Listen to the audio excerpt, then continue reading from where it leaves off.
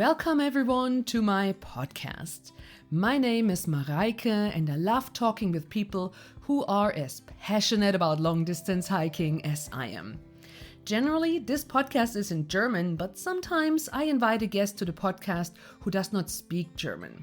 And to everyone who don't normally listen to a German-speaking long-distance hiking podcast, welcome to my show.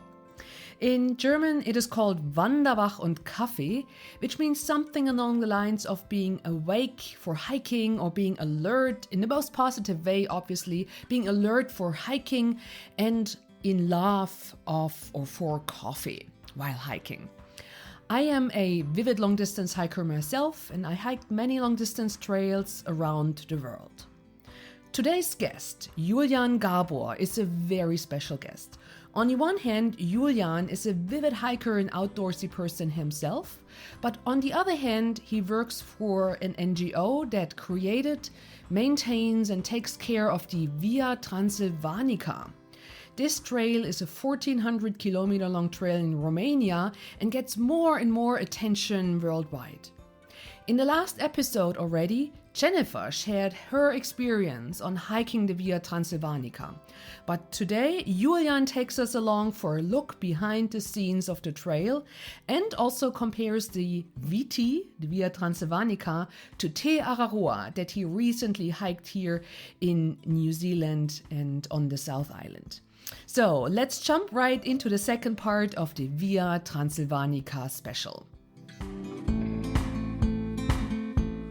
Hello and welcome to Wanderwach and Kaffee, Iulian. Good morning, hello. Thank you very much for inviting me. Yes, and I'm very happy to have you on the show, and I'm looking forward to talking with you as you are a long-distance hiker, but also part of the team who founded, implemented and maintains the Via Transilvanica, which is a long-distance hiking trail in Romania that becomes more well-known as more and more people hike it. And today I would like to take the opportunity to talk about the Via Transilvanica behind the scenes somewhat, and also about your very own most recent hiking experience here in New Zealand. But first of all, Iulian, would you mind to briefly introduce yourself? Who are you? Where are you recently? And what are you doing when you're not hiking? Yes, thank you very much for the question. After the TA, I don't know exactly who I am. No, just joking. Most of the people I met on the TA, they were thinking about what they'll have to do, and some of them, or most of them, didn't have any clue, but I knew exactly that I have to come back to Via Transilvanica. I am part of the Via Transilvanica team. Actually, the Via Transilvanica is the first long-distance trail in Romania, and it was made by Tășuleasa Social, which is an NGO. But Tășuleasa Social, it's not only taking care of Via Transilvanica. We were founded in 2000. But the Via Transilvanica we started in 2018. So we had previous projects that helped us get to this huge one. I am taking care of the trail maintenance. I'm taking care of other projects that are side to Via Transilvanica. And I'm part of the team since 2008. So quite a long time. That's why I know most of the things that are happening here and at the Via Transilvanica. And I have a background in sociology and social sciences, so all the studies that I completed are hand in hand with what I'm doing here. Yeah, fantastic. And as I can see, because we are here together in Zoom, you are sitting in an office that looks like the headquarters of the Via Transilvanica. Can you call it like this?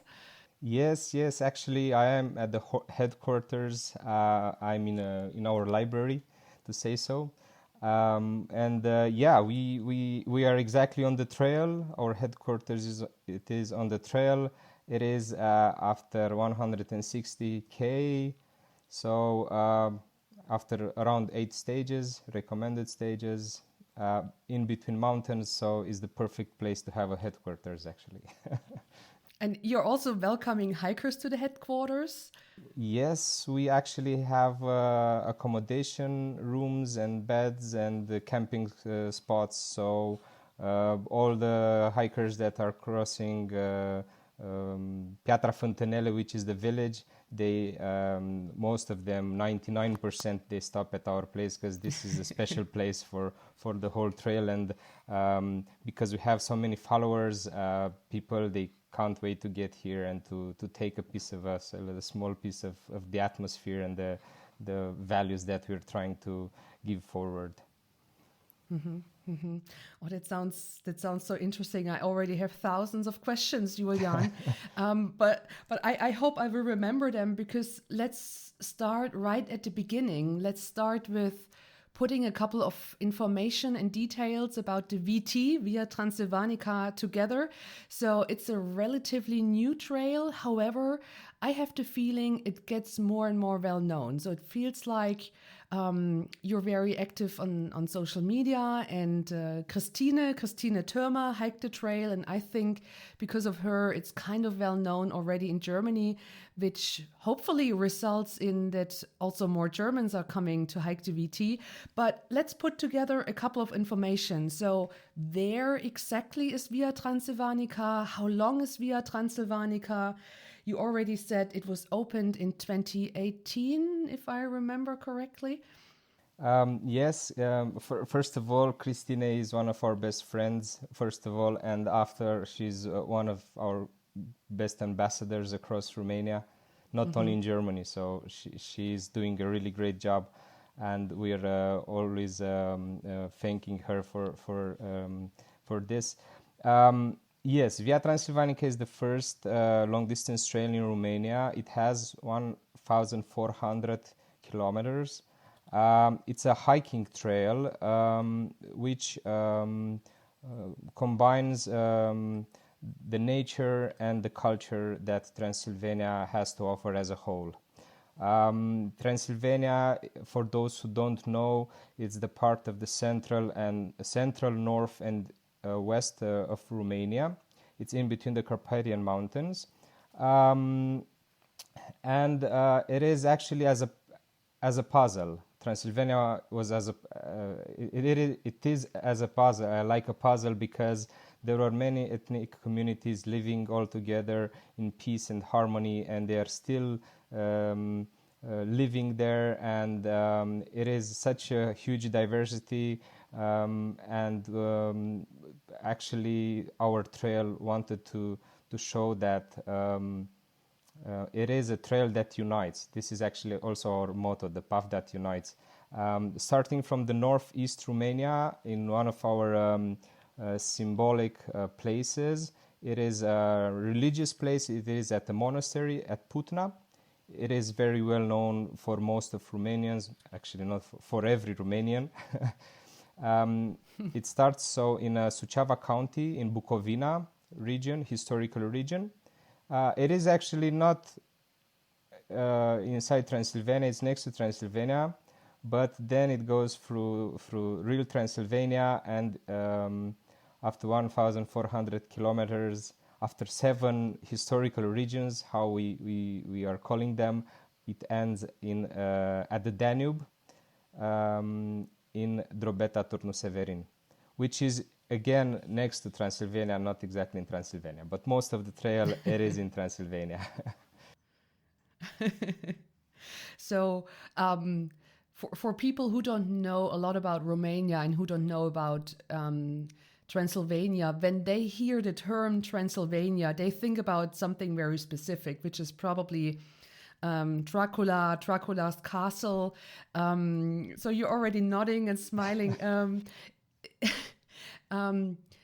Are there I can imagine there are a lot of castles that you can also visit while you're on the VT. So what about this whole legends, and what about these these things that a lot of people associate with Transilvanica or Transylvania?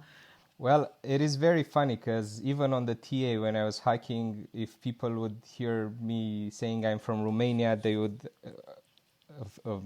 instantly associated with Dracula and Transylvania. But things are a little bit different here. Romanians are not very, I don't know, aware of this brand or of the importance or of the power of this brand outside our country. They know several stories actually about Dracula, and if you ask different Romanians, probably you'll hear 2 or 3 versions of who was Dracula actually. Okay, interesting. So people are not very, I don't know, they don't have this single story that they have to say about, and even the place where Dracula was born or where Dracula used to live, there are several places where they... So I'm not sure if I'm doing a favor talking about this but for anyone. But Transylvania is more than Dracula for sure, and Dracula, it's a good concept to bring people here or to draw attention. But all the things that are around Dracula are probably more exciting than its story. There are castles, but you will find most of them in the Saxon area. Okay. So where there were many former Germans. Mm-hmm.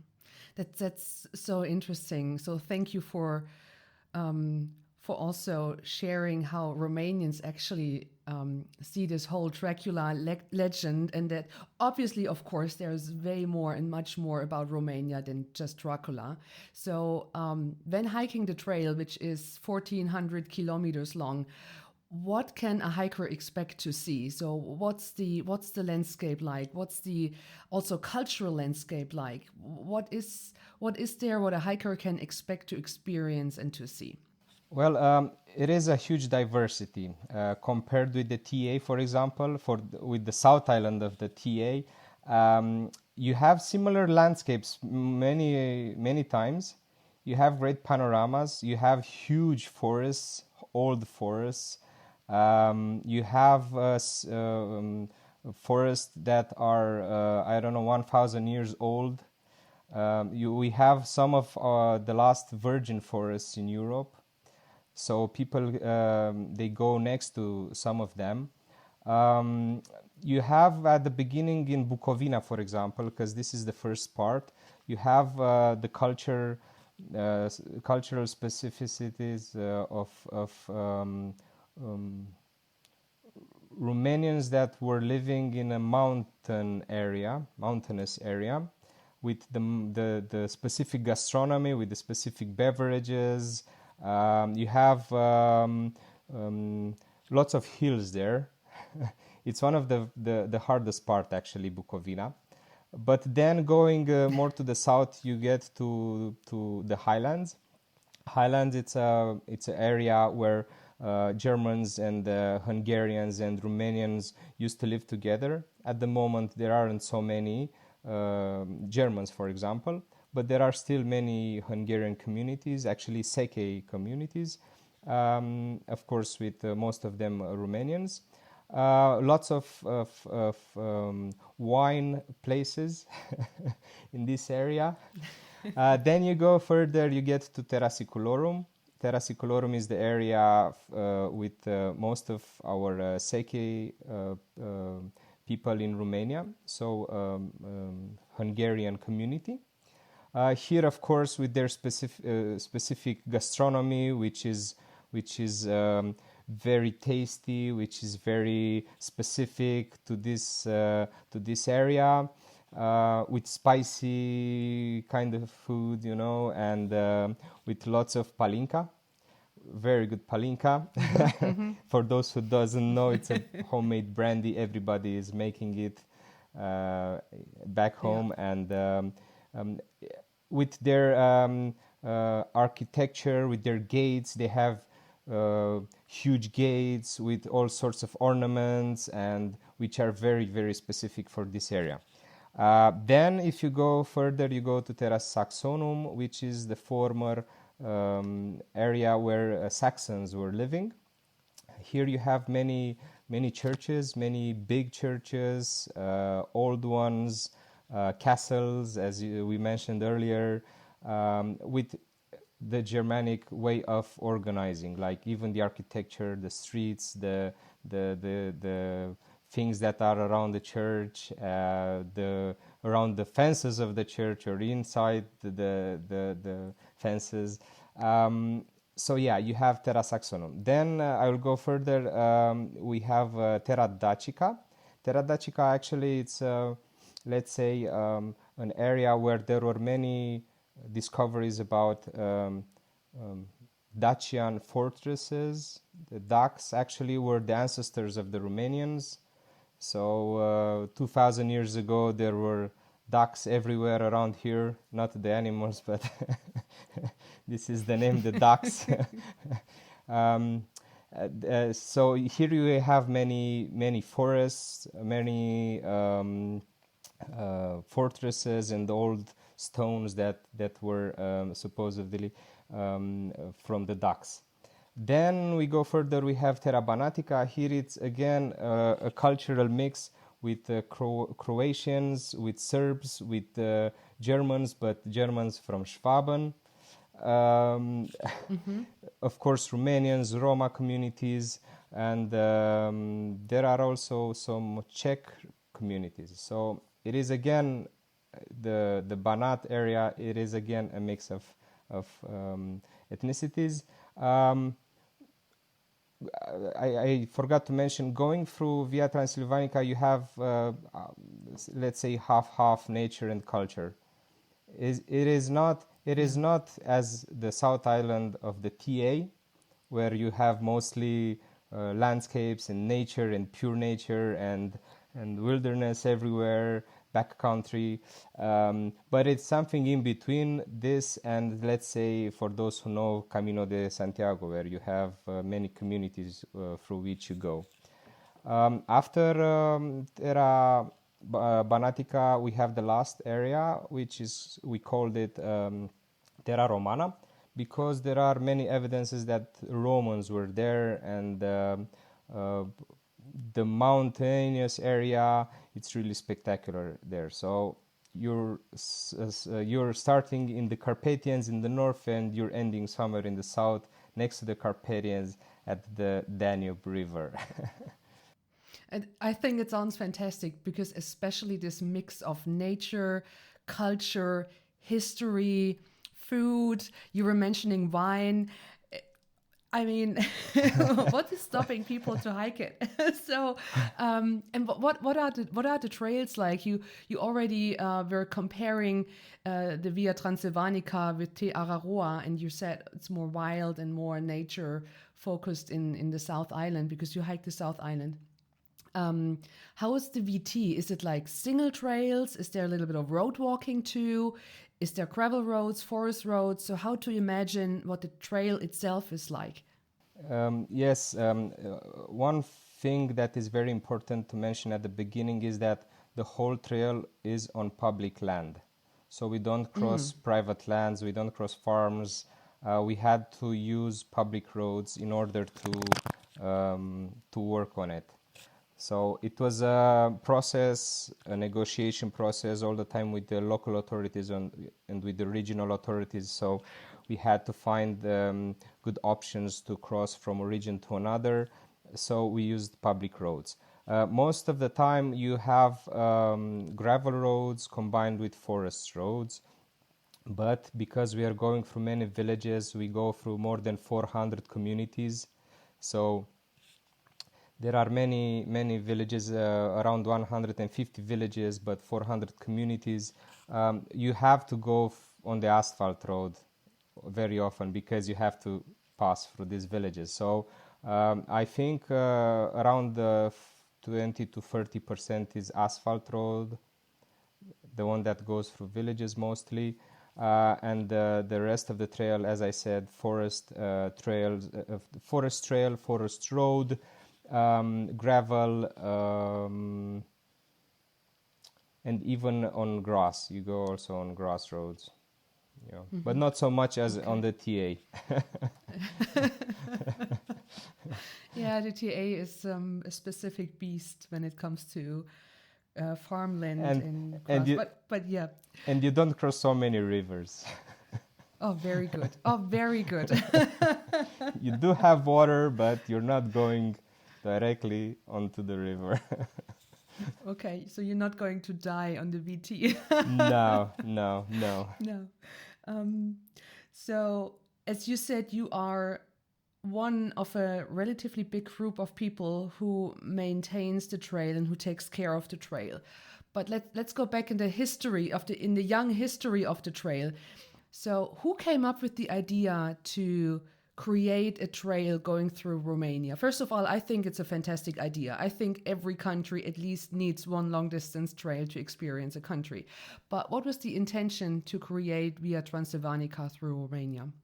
So the president of our NGO, Alin Ulmanușeriu, he's the brain behind the whole concept of Via Transilvanica. He's the president and the founder of this NGO, and we had some projects before the Via Transilvanica that maybe helped us a lot. We had a mountain marathon where we arranged a former historical trail. We had some projects involving hiking schools, for example. We had, in our free time, we were going very often, not only hiking the mountains backcountry, but we would go very often searching for old villages that had lots of things to offer. Really nice villages which weren't in a touristic network. So Alin had this great idea, and he was dreaming of this concept to have a trail from North Romania to south of Romania, and to take advantage or to show people how much Transylvania has to offer. In 2018, we started working on it, and in 2022, we finished arranging the trail.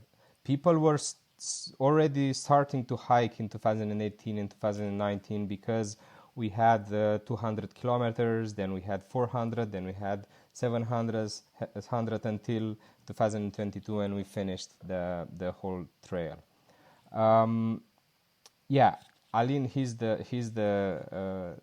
one with the whole idea and the concept and everything, and yes, we were going from many villages, as I said, and probably one of the most important reasons why we did this project was because there were many villages that were dying, and we wanted to give some hope to, I don't know, people which weren't living there anymore, or people that were living there or are still living there, and they didn't have any hopes that I don't know, they could live better, or they could have the chance to be in a touristic area, or so this is actually the big win of the project. Many communities which were, let's say, underdogs, and they are at the moment with a spotlight on them, and they're very happy that we're going through their village, through their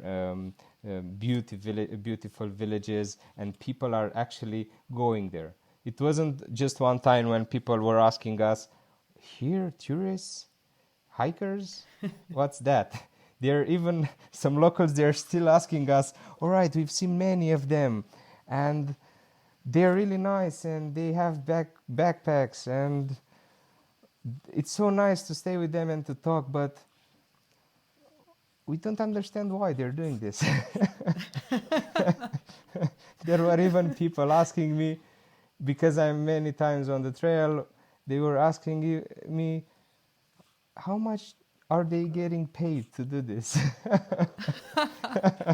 So even though for many it is very mysterious, this concept of spending time, and because they're used with their common, I don't know, daily activities, and because they weren't, I don't know, traveling a lot or living all their life in those areas, they probably don't understand sometimes. But the thing is that hospitality is at high stakes, and they won't let anyone sleep outside, or they won't let anyone starve or something if there isn't a market or a shop or something.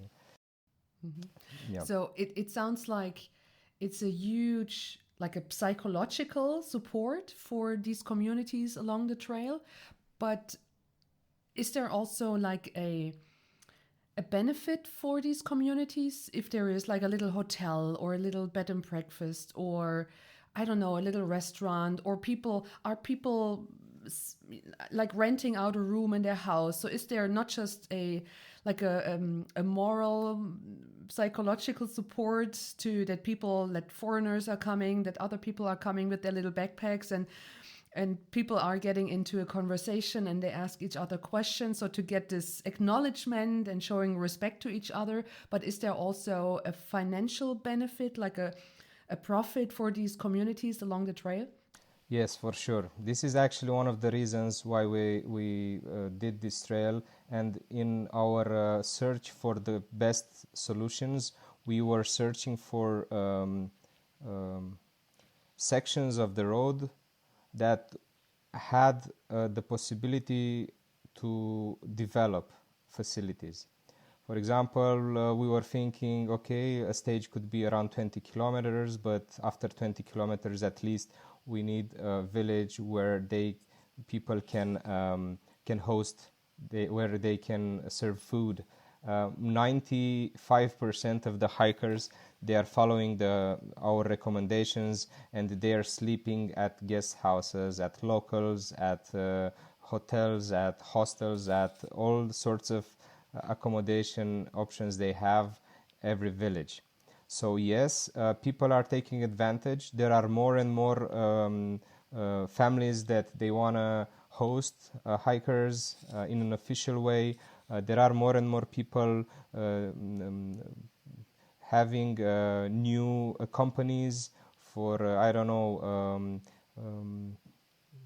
we have, for example, many new gastronomic points where a group of people can go there and they can serve local food.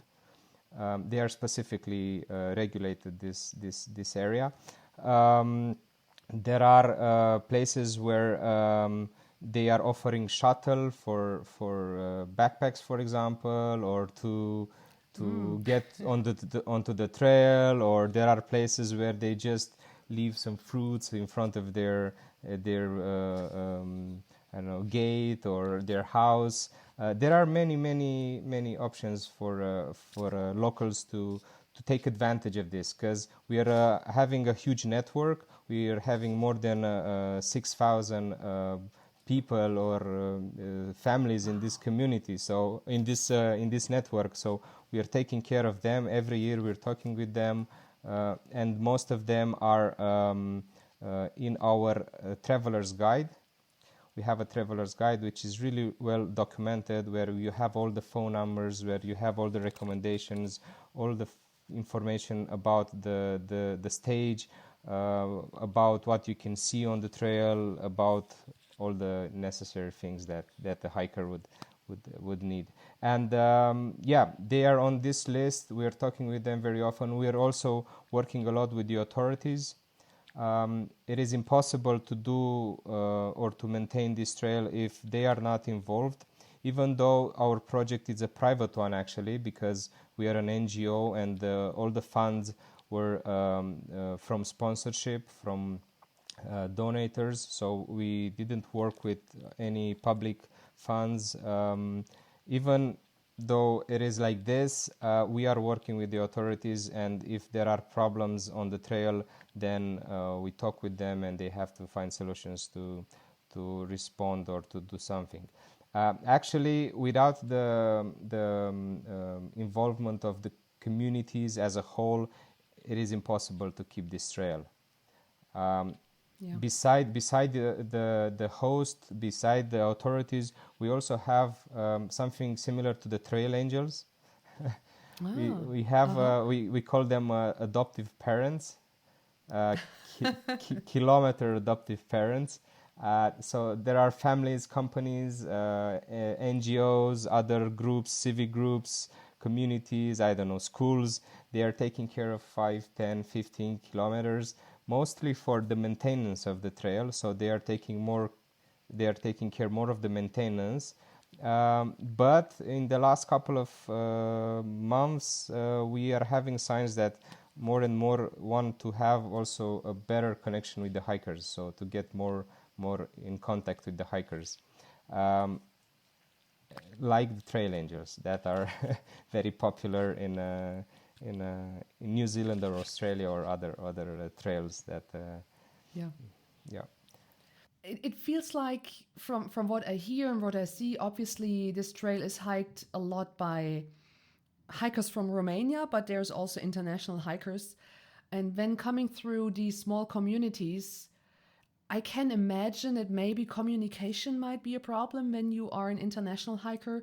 So how to communicate, and especially when you say there's this traveler guidebook where there are phone numbers and addresses, but how to get in contact with people. I can imagine, I'm asking this question because I can imagine if someone, let's say from Germany, comes to Romania and wants to hike the trail, and then there's a phone number. Oh my God, does this person speak English? Does this person speak German? How to communicate? So what to expect when getting in touch with the locals in the communities?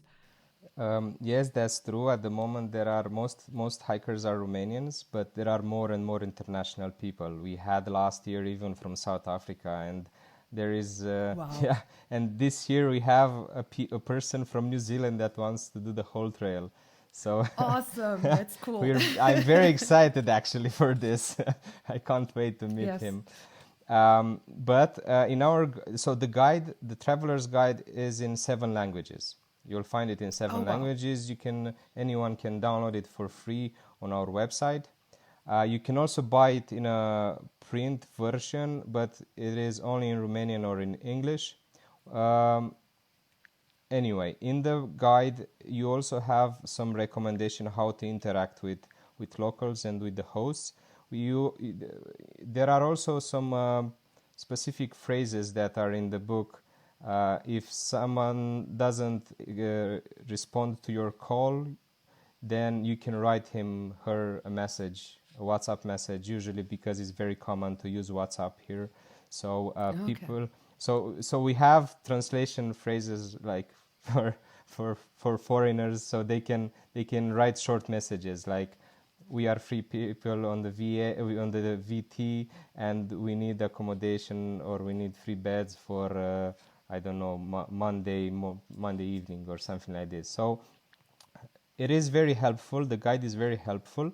But in the same time, many Romanians, they know English, of course, and you can manage really easy.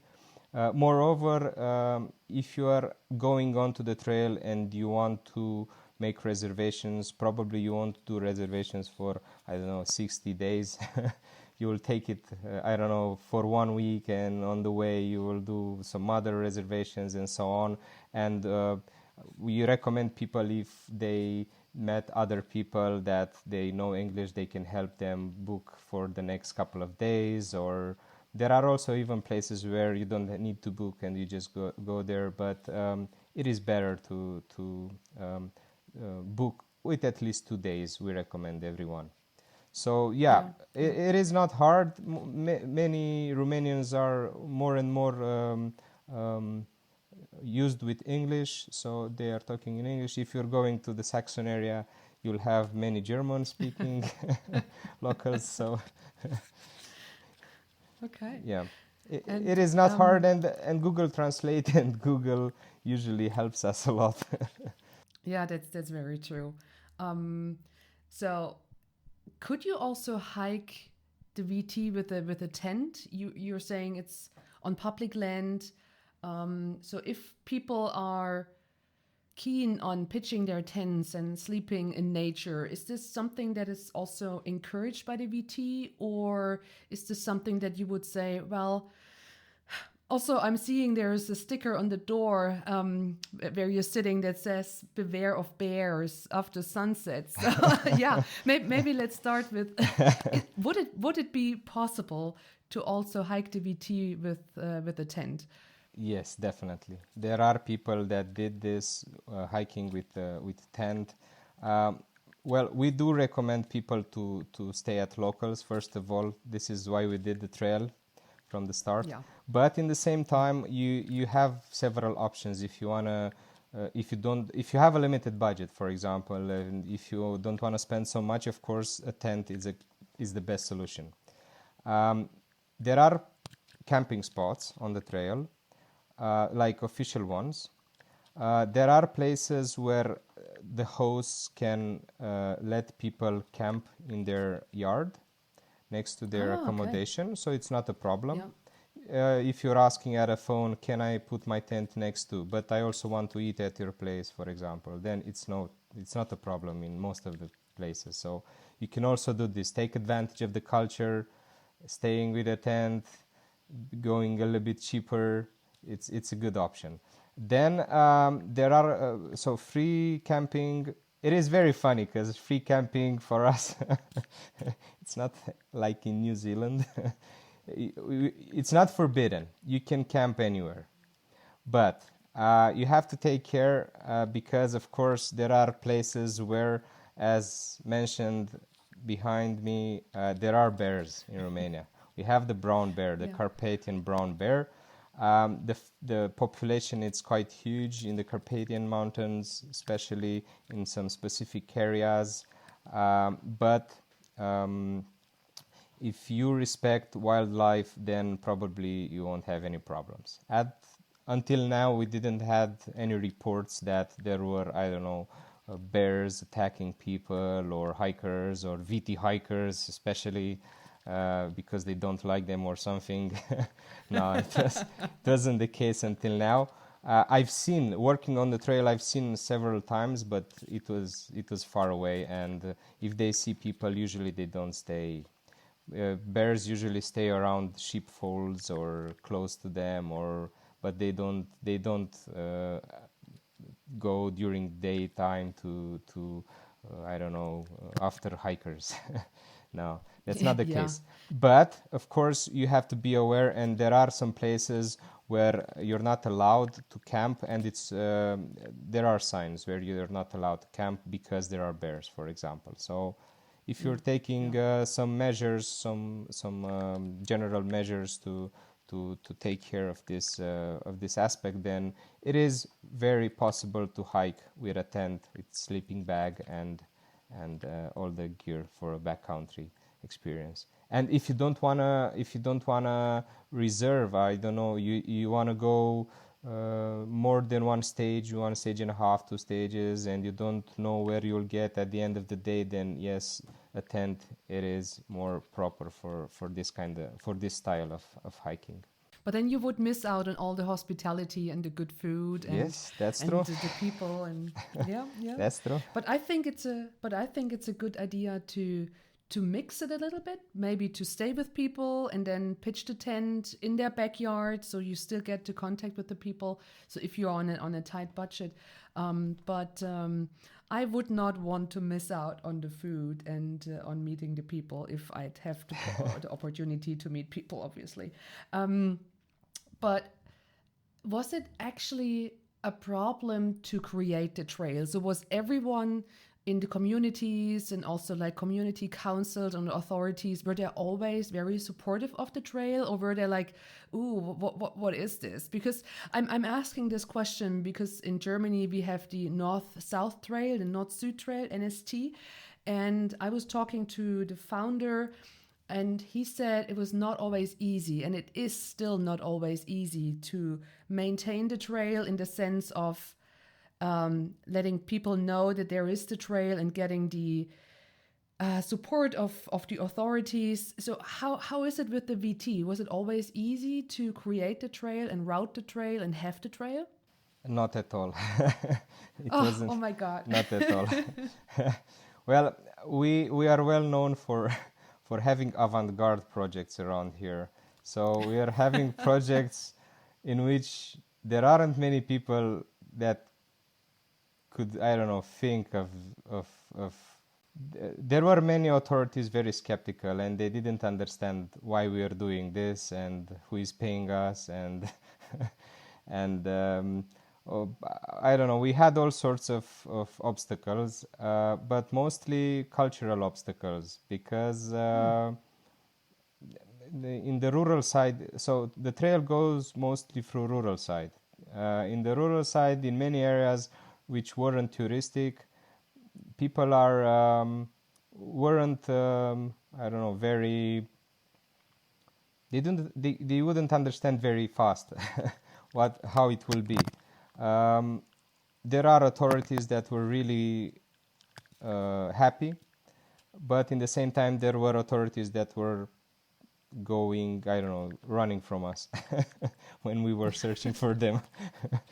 There were also authorities that, like, from the forestry industry, that weren't very happy.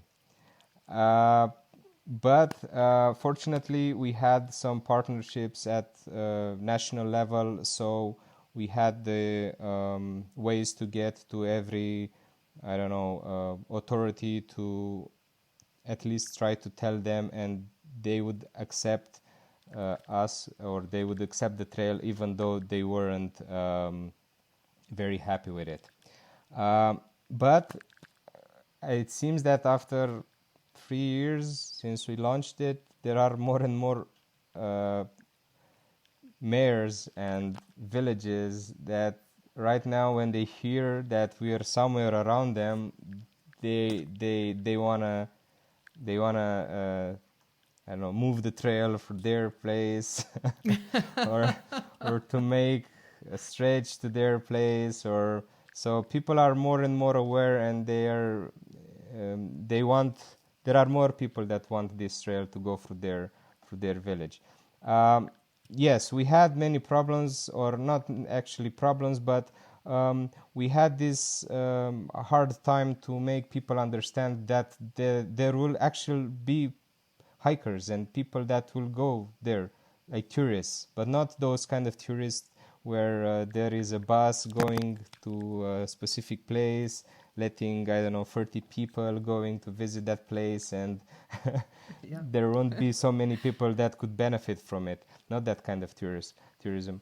It was hard, but since the beginning we were working on this trail with the authorities and with the people from the communities. We knew from the beginning that if we are not working with the communities, and if we are not having projects in those communities, we cannot make them understand that it's not our trail, it's not Tășuleasa Social's trail, it's their trail. Because if they're taking care of the place in front of their yard, it is, I don't know, the image of their village. It's not the image of Tășuleasa Social.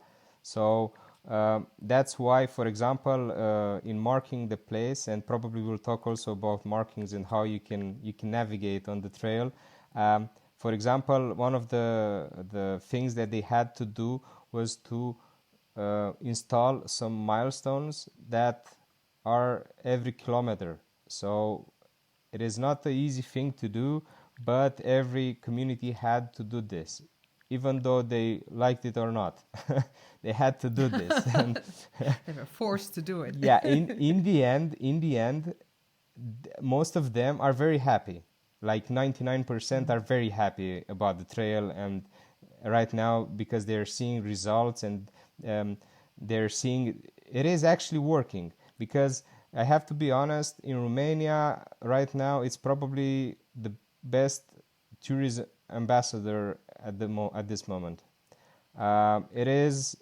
That's why probably we have many followers and people believe in this project, because it is the only tourism project that actually works, that actually brings people, and people are not staying for 1 or 2 days on this trail to visit something. They're staying for 1 month or 2 months or 3 months. So that's probably why at the moment it is the biggest tourism project that has Romania to offer. I'm not sure if it's a good thing or not. We're very happy because we're in charge of it, of course. Probably there should be other projects as well that are like ambassadors or brand ambassadors for Romania. But right now people are very happy and locals are very happy that they are part of this. We are saying, and we like to say, that the trail is half made by the hikers and half made by the people that are living on the trail. It's not ours, as I said, it's the communities in which through which the trail goes. So we put a huge effort to work with the communities and to make them feel that it's theirs in the end. Mm-hmm. And I mean, they're profiting from it, and in a good way. And I guess hikers are hopefully a good group and a good kind of tourists who are not throwing their trash in the nature, because hikers are very aware of their environment and their nature, and hopefully all hikers are as kind as I experience hikers so far in my life. You were already mentioning the milestones or the kilometer markers or the markers in general, and I also heard about these markers, and it's something that really surprised me because it's a lot of work.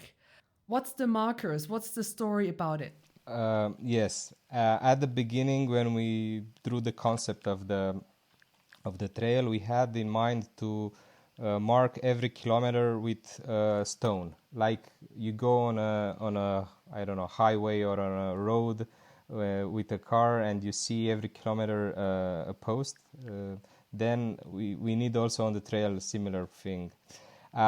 So at the beginning we were thinking about this. We had a prototype, but we weren't very pleased with it. So we added some extra features which at the moment are one of the reasons people are hiking this trail. So long story short, every kilometer there is a andesite, so a rock milestone, a kilometer stone actually, which is individually sculptured by an artist. That means we have... Hey, hang on, Iulian. We're talking about every kilometer, and the trail is 1,400 kilometers long. And how big are the kilometer stones we're talking about? So every kilometer stone weighs around 240 kilograms without the foundation. There is also a foundation in the in the earth that is around 300. So around 500 kilometers, 500 kilograms kg every kilometer with a piece of art.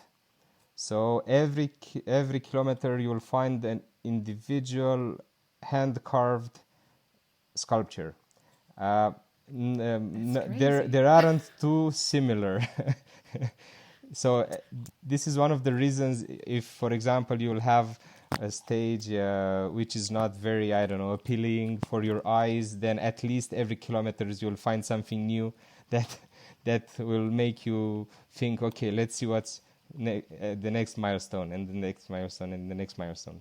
So every kilometer we have this piece of art. We can say it's I think it's the only or the longest exhibition, sculpture exhibition in the world. 1,400.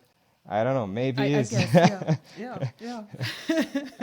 yeah. So who's carving it? Who's working on it? We do have every summer at our headquarters in our campus sculpture camps. So we have a group of artists that are coming and stay here for 2 weeks, 3 weeks, 1 month, and they are carving in the stone here. At the beginning there were many students, but after a couple of years, some of them which came again and again, they are actually at the moment real artists. So they have lots of experience at the moment working in stone, because it's not easy. It's not easy carving in stone. It's a huge effort, and you have to deal with the dust. You have to deal with the sound of the machines all the time. You have to wear masks all the time. Then you have to see your sketch, and you have to get back. And for one milestone, sometimes they are some of them they are working even one week or some days to finish them. It depends, of course, of the complexity of each. So yeah, we have the kilometer stones, and in between the kilometer stones, you have the classic markers, painted markers. So you have at every 50 meters to 100 meters painted markings. In Europe or in Romania in general, touristic trails markers are painted. So we have this kind of posts. The symbol, of course, it's our logo, or orange T in a orange circle, on a white background. Yes, and at every junction we have direction signposts, metal signposts with the direction. We recommend people going from north to south, so southbound. Sobo. Yeah. Most people are Sobos. That's nice. Actually, to be technically correct, is northeast to southwest. This is the way. So I don't know what's the word for Sobos and Nobos for this direction. We have to create something. Yeah, probably. So yeah, you have markers. People usually say it's one of the best trails in this sense. You can't get lost. You can't get lost. You can't get lost. Sometimes people are afraid because they have experienced other tracks with not so many markers, but this one has. So at least every kilometer there's a milestone. So. You can't get lost. And is the project already finished, or are you guys still in the process of creating all these kilometer stones? Since 2022, we worked a lot to improve the facilities on the trail. We worked a lot, and we are still working to find new safety measures. Because, for example, Romania didn't have any laws regulating long-distance trails, for example, or touristic trails which weren't in the mountains, So we are working on things that people can't see, working at the government for new laws.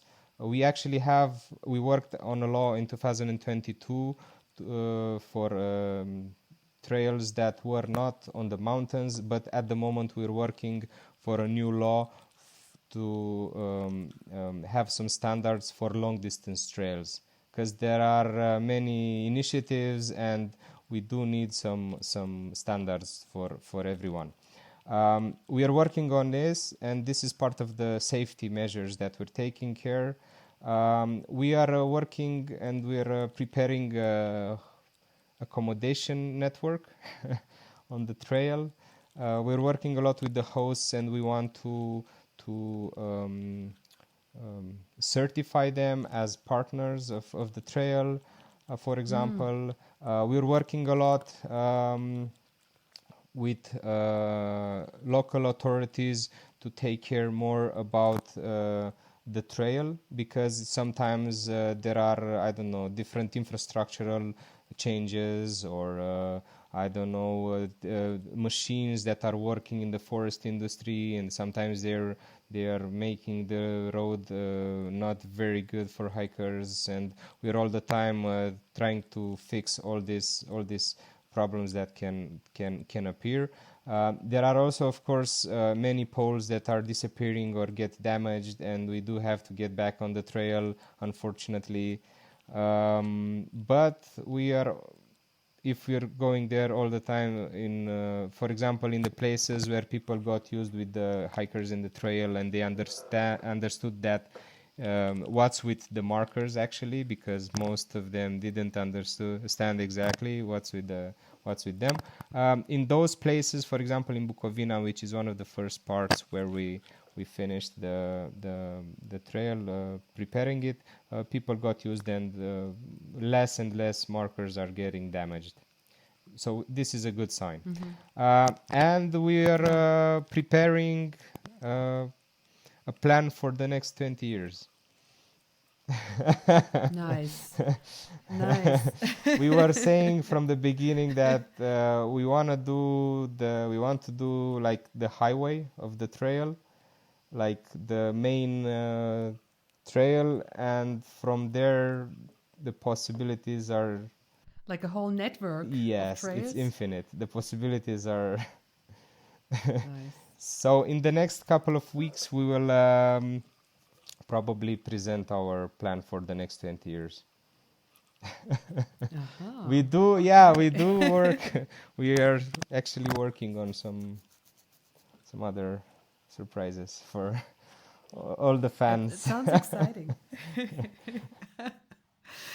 So when people want to hike the trail, would you encourage them to reach out to you and tell you guys, hey, I'm going to hike the trail? So do you have to register, or are you encouraging to register?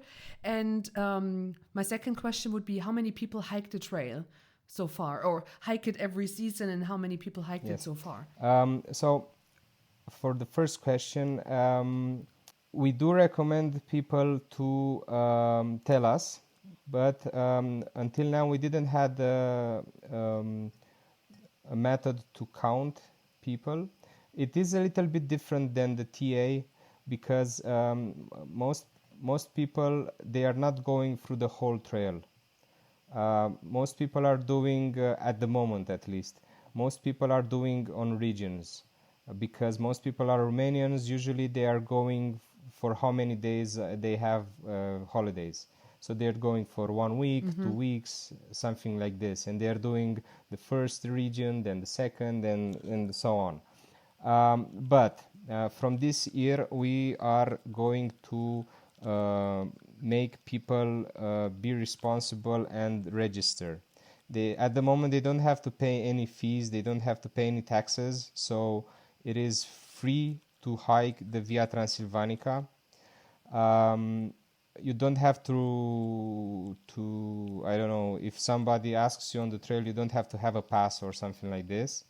But from this season, we will work with the hosts, and we will have probably some QR codes in most of the stages, at the end of the stages, so people at least during their days of hiking on the trail, they'll have to register. So it will be their responsibility to do this, and it will help us to develop more facilities, or to understand more how they interact with the trail. It is a little bit different, as I said, because for example, on the TA, if you are stopping in a place, that's the place most of the times. But if you're stopping in a village, maybe there are 6 places where you can stay. So it is a little bit harder to control and to count, especially if the hikers are not going through the whole trail, or I don't know, through 500 kilometers or something. They are going. Sometimes they are going in weekends. Sometimes they are going for 1 day. There are many guides that are having groups going with them for 2 days, 3 days, 5 days. There are group of friends that they are doing this year 5 days, next year another 5, and so on. It's in their plan, and they're getting excited all the time to prepare the next going out. So yeah, we will recommend people, and we will try to have these QR codes for all the hikers from this summer. We do recommend people to hike during this warm season. We don't recommend them to hike during the winter time, because in some areas it might be snowy. There might be places where the accommodations are closed, because sometimes it's a seasonal thing, and they don't have heating system, or they don't have the facilities for the winter time. Moreover, during the winter, at around 5 p.m. it's dark, and for some stages it could be hard to finish them. So there are a couple of reasons why we're not recommending people to hike during the winter or the cold season. So we do recommend people to start in May and to end in October. So this is the period of time. Okay. Of course, during July, August, maybe sometimes it's a little bit hotter, but it's not that hot. Usually it's manageable. So around, maybe you have around 30 degrees Celsius, but it's not very, very hot. And for the second question, there are until now around 140 through hikers that finished the whole trail. Christine Thürmer being the first woman that did the whole trail. Oh yeah. That's very, very important for us. It was on a time when we were still working on the trail, but we had some tracks for the regions that we had to continue working on them, you know. So she was the first person, female person that did the trail. But last year we counted around 30,000 people that hiked on the Via Transilvanica. Just imagine that our Facebook group has 120,000 followers. Wow. Wow. And people, Romanians especially, they are very proud of this project, as I mentioned earlier, and it's a feeling to do. It's a must to do, you know. And even though they are not doing, I don't know, full days or huge sections, they can also go through a city and they can do 5 kilometers. They can hike to next to the village to, I don't know, forest reservation or something, and they're still on the Via Transilvanica. So we were thinking these numbers are due to the what we had reported from hosts, from what we've seen on the Facebook group, the activity, from there are many groups, there are many people asking us for recommendations. We also have the info from there, and we have a research section in our NGO, in our project, in the Via Transilvanica project. We are doing lots of quantitative research, which gives us an idea of what's happening on the trail. We are thinking every year the number of people doubled since 2022. So yeah. Just as a number, at our launch, when we launched the project in 2022, at the Via Transilvanica Day, because this is how it was called, we had 5,000 people. Wow. It was it's a success story. Yeah, it is. It was a full day with panels, with discussions, with concerts, with cultural things, with gastronomy, with hosts, with NGOs from the trail that gathered there in Alba Iulia, which is a city close to the middle of the trail in the center of Romania. So it was easy for everyone. Actually, Alba Iulia was also the city where we launched the project in 2018. So we had to get back there. Yeah, of course. And hopefully this year we will have more then.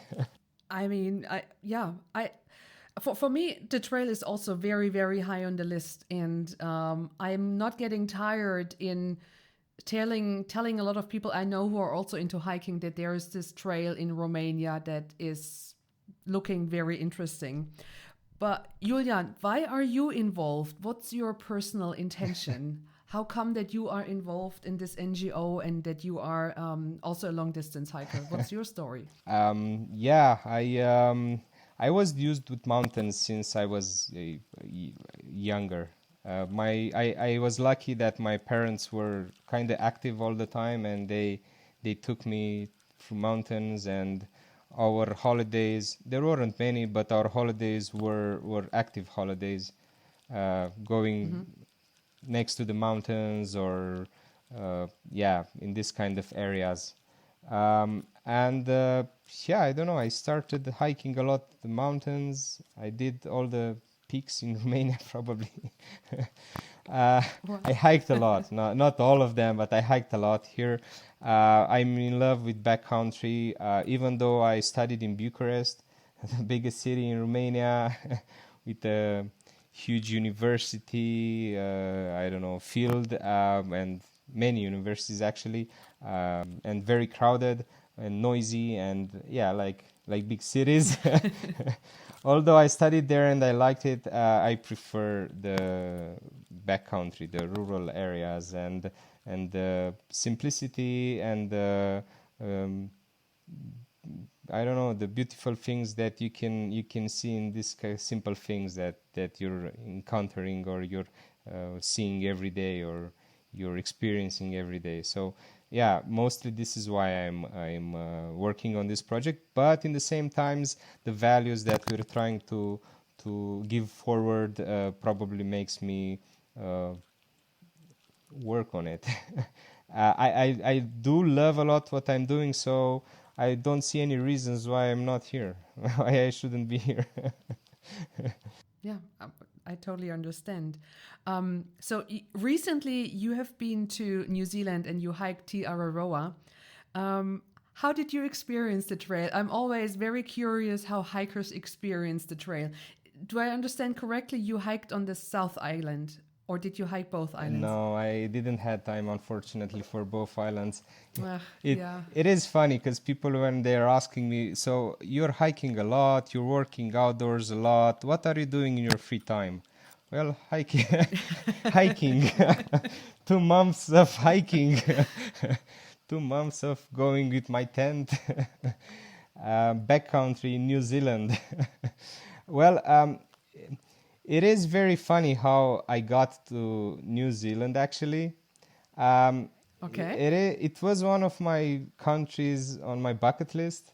I didn't know for sure when I will get there because, to be honest, it's probably it is far. It is far. I don't know how far, but it is far. Probably the furthest. Anyway, I don't want to think because the traveling there was a lot. Many days. Took me many days. But I don't know. It is, to be honest, it is my first long distance trail that I did. Okay. It is funny because, I did many hikes in Romania. I did 7-day hikes. But like a through hiker for so many days, it is my first one. So yeah, you have to be proud. My first one was in New Zealand, the Te Araroa. The furthest away. So the thing is, I was talking with many hikers in Romania that did the whole trail, and I was giving them recommendations and how to pack their stuff and how to hike, and I was telling them how they will feel after 10 days, 20 days, but actually I didn't have any real experience on me. So I had to do this, and the only time when I had some weeks to take off was January and summertime. Where is summertime on this planet? So New Zealand, because it was also on my bucket list, and because I've heard about the trail a couple of years ago, probably stayed in my mind. It was perfect for me. So I did the South Island. I started on the 1st of January after the New Year's Eve at 6 in the morning. I left Wellington to Picton, and on the 11th of February I finished the South Island. I was in Bluff. I know it was congratulations. Thank you. I know it was a little bit fast, but I felt very good. I didn't have any plans to make big days, but I felt very well. I did the Richmond Range at the beginning in 5 days, so very fast. I did. Very fast. Yeah, I yes. had luck because I had good weather, not so many rainy days. I did had some, but I still walked them. So I had luck because Often you have no choice in New yeah, Zealand. yeah. You have no choice. You just have to push through. I had Yeah. some small health issues, like yeah, normal ones with my legs, but that didn't stop me going further and further. I enjoyed it a lot. I enjoyed most of what was on the trail as the infrastructure and the community, the people that are on the TA. So it was incredible to meet so many people and to explore all the backcountry that the South Island has to offer. And what I really loved were the bypasses that I had to do. Not because I don't know, I had to avoid the river crossings, but I had to hitchhike, and I love hitchhiking, and I met many locals. The thing that I was missing, I didn't have the experience in the North Island where you meet a lot of I don't know, trail angels and locals, and you're taking more of the cultural stuff in the north part and the natural stuff in the south part. Yeah, that's true. Hitchhiking was very good for me because I met many great people, and actually I made many friends there. So I loved it. I loved the TA, and I don't know if when I'll get back to do the north part, but I loved it. Oh, that sounds great. I'm happy to hear this. And I have to say, I hiked the South Island in 2018. I kind of liked it, but I hiked the North Island last year and I prefer the North Island. Maybe because I'm biased because I live now in Auckland, but I think the North Island is, I don't know, it's more all about coasts and beaches and the Pacific and mud in the forests, and you also meet a lot of locals. So it has a very different feeling than the South Island, but both islands are incredible, obviously. But I can imagine that now a lot of people in New Zealand know about the VT. Yeah, you're correct. So did people hear about the VT, like other hikers on the trail? Did they already hear about Via Transilvanica? Well, it is very interesting. You're asking me because I found a couple of people that they are having actually Via Transilvanica on their bucket list. Who are these people? Mostly Germans. Yeah, I suppose so. Yeah, I assume that. No, I met also I think a Swedish girl that she also knew about it.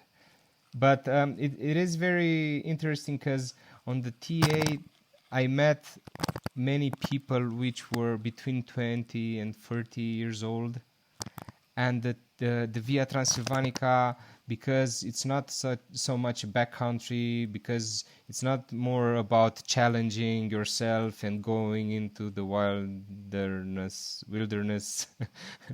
I don't know, that survival thing in your mind. With that survival thing in your mind, it's a little bit easier. You don't need so many things in your backpack.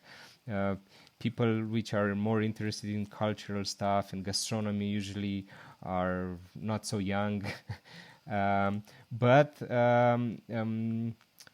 right now I think there are at least 10 people that will do the VT in the next couple of months. Actually, they promised me. Nice. Oh. And it was funny because I also met Dennis, the legend. Yeah, the legend. Dennis, the legend. Everybody knows Dennis, and it was very nice having a talk with him and about the trail and comparing both trails. Yeah, it was very nice. But what just comes to mind? How about herding dogs? Because a lot of time when I talk with hikers who did some hiking in the Balkans, for example, or I talked to Rebecca, who hiked the Eisenach-Budapest trail, and she said herding dogs were kind of a problem. Or I talked with Ilka, who hiked the Transcaucasian Trail. She also said herding dogs are such an issue. What about herding dogs on the Via Transilvanica? Is it an issue? Is it a problem too? Well, in our opinion, if there's a problem on Via Transilvanica, this is the only one. Okay. It's not a major problem. That's why we're working on this new law to protect more the trail.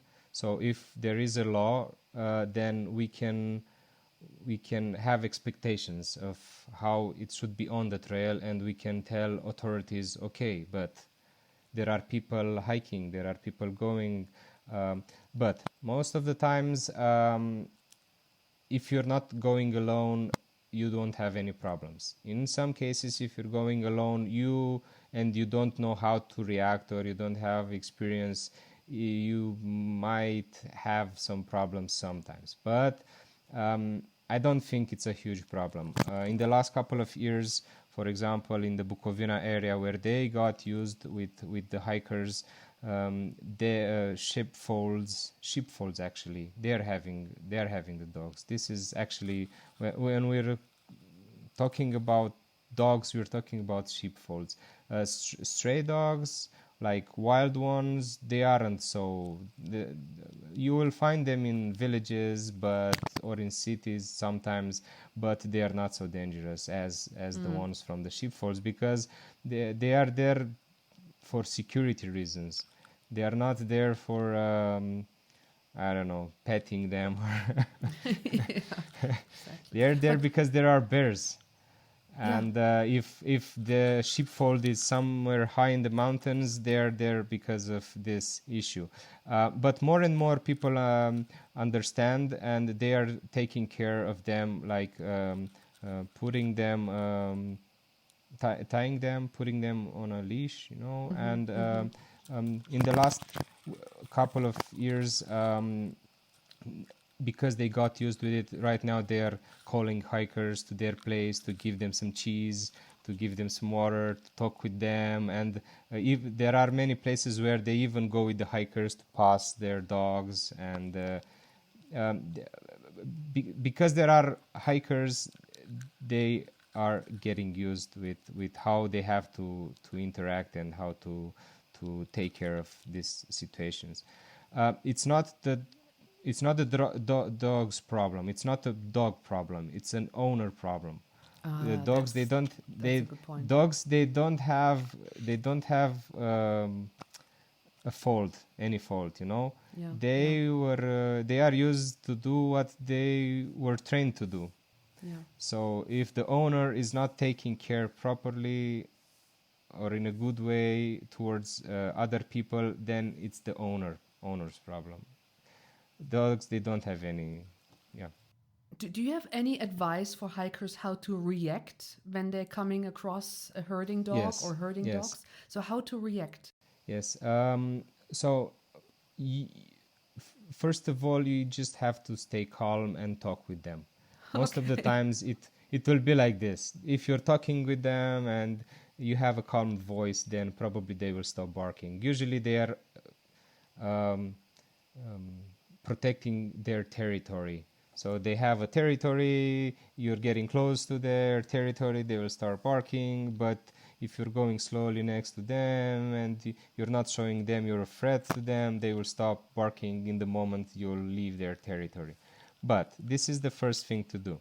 The second thing is to shout for the owner, because usually the owner is close to the dog, or to the dogs if there are many, and to shout to them so they will know there are some people, and most of the times they will shout for the dogs to come back.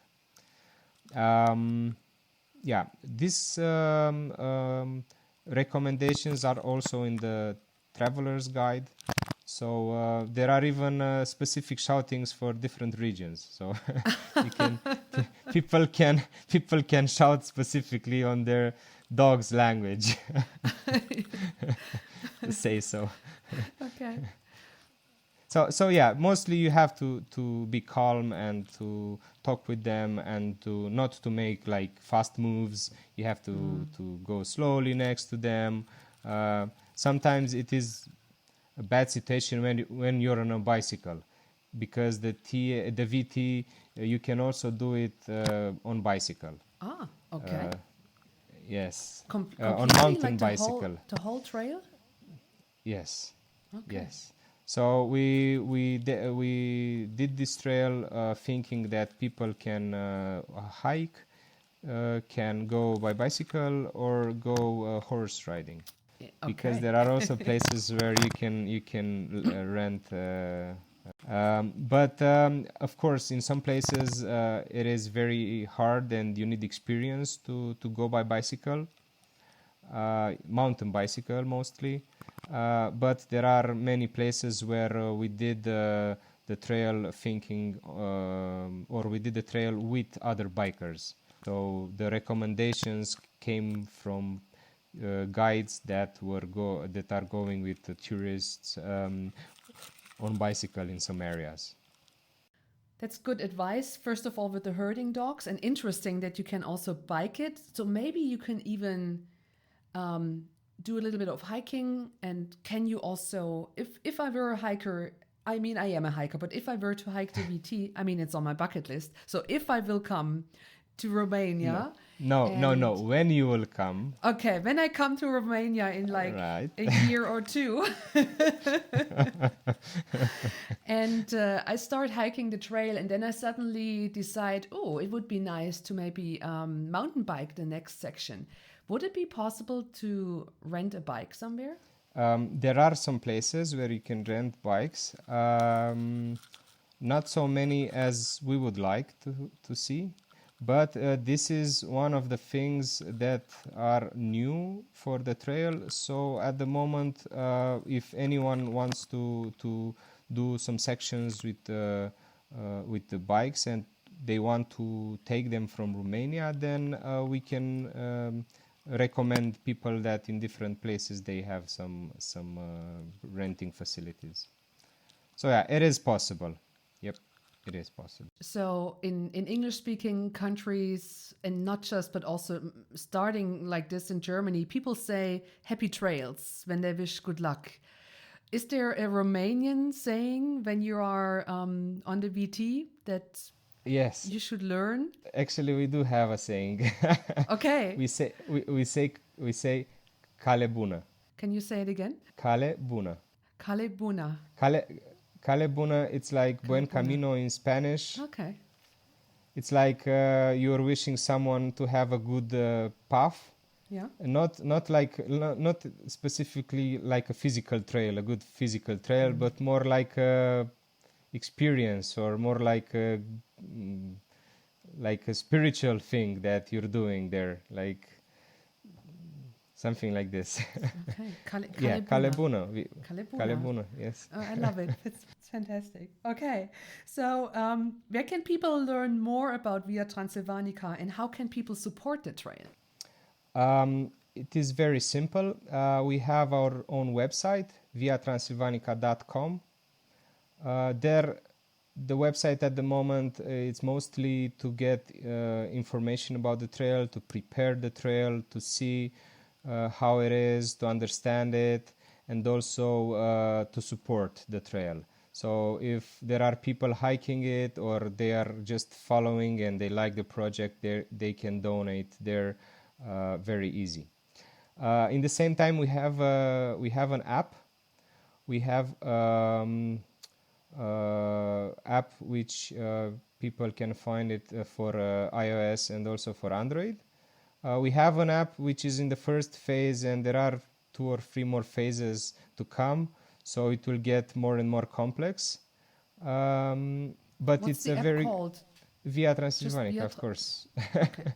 Via Transilvanica is the only one, with the logo, of course, with the orange T in a circle. And of course, we do have other social media channels. We do have Facebook pages. We do have the Instagram page, Via Transilvanica. another really important and good information source, or a place where you can find experiences and reviews and all kind of recommendations from other hikers. We have the official Facebook group, Via Transilvanica official group.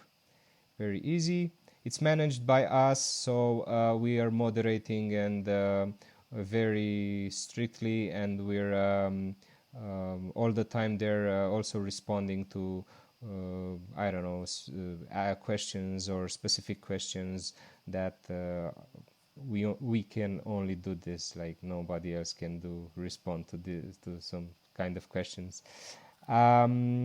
And of course we do have I said about the Instagram, and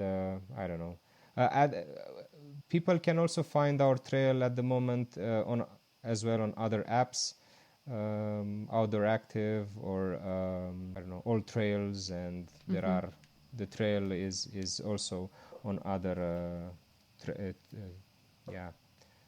trail apps.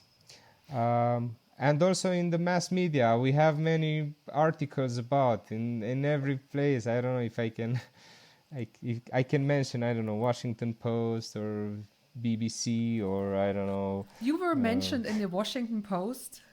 Yes, in the last year in the Times magazine as one of the places that you have to visit. One of the 100 places you have to visit in 2024.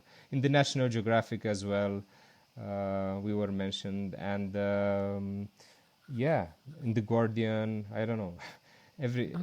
in every major newspaper there is an article of reporters that investigated the trail or hiked the trail and did articles based on their experience on the trail. So it's not only chatting with us or having an interview with us. It is actually from people that hiked sections of the trail. I think that's amazing. I just want to say that everyone is welcome to give a chance to Via Transilvanica. Romania, it's a safe country. It's easy to get here, especially if you're from Europe. It's very easy to get here. You'll have the opportunity and the chance to see some things that already are vanished in Western societies, to say so. We do have many things we are proud of, like the nature, like the hospitality. I recommend people not to be afraid and to give themselves a chance to come here. And probably they won't regret. All right. Iulian, thank you very much for our conversation we had. And thank you for all the information and also for your time to share your passion for the trail and to share what you guys are doing for the trail. So thank you very much. Thank you very much for having me invited here, and hopefully we will have many people, and hopefully we will meet very soon. You're welcome anytime to come on our trail and at our headquarters. Of course, you'll inevitably get here. Yes, I will. All right, thank you very much.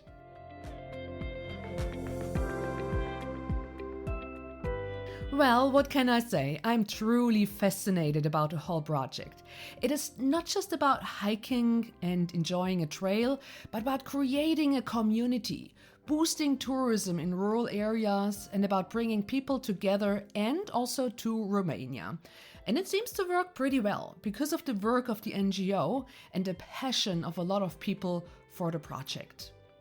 I really like how so many different aspects like tourism, recreation, social connection, but also working with the authorities and trying to implement laws and policies to make the trail safer are coming together. I cannot wait to eventually hike the trail as well. So if you enjoyed today's show, please leave a 5-star rating in the podcast app of your choice. Click the follow button if you want to hear more about long distance hiking. Well, mostly in German though. However, from time to time, there might be more English speaking episodes with interesting guests. But for today, I'm saying thank you for listening, take good care, and as always, happy trails. Or, as it is being said in Romania, Kale buna. Yours truly, Mareike.